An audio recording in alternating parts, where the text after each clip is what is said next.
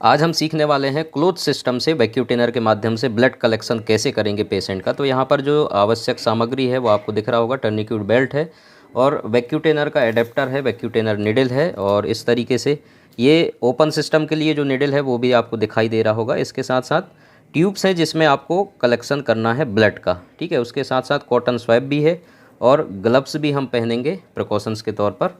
और इस तरीके से ये एडेप्टर है वैक्यूटेनर का, ये निडल है आपका वैक्यूटेनर का, ठीक है। तो ये दो तरीके के आते हैं, एक ब्लैक और एक ग्रीन होता है। ब्लैक मतलब 23 गेज का, ग्रीन जो होता है 21 गेज का होता है।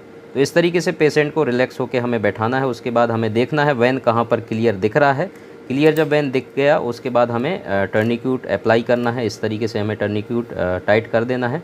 और उसके बाद ये हमारे पास कॉटन स्वैब है, हमने ग्लव्स पहन लिए हैं। कॉटन स्वैब आपको रिमूव कर लेना है। उसके बाद जहाँ से हमें ब्लड कलेक्ट करना है वैन से, उस सरफेस एरिया को पूरा अच्छे तरीके से क्लीन करना है। क्लीन कैसे करना है?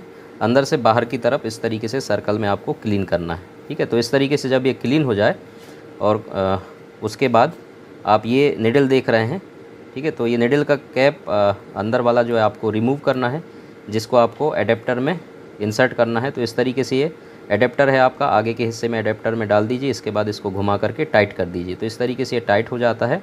और निडल का कैप अब आपको आगे वाला कैप हटाना है। दो तरीके से कैप लगते हैं। अब ये आगे का कैप आपको रिमूव कर देना है। इस तरीके से आप निडल निकल गया।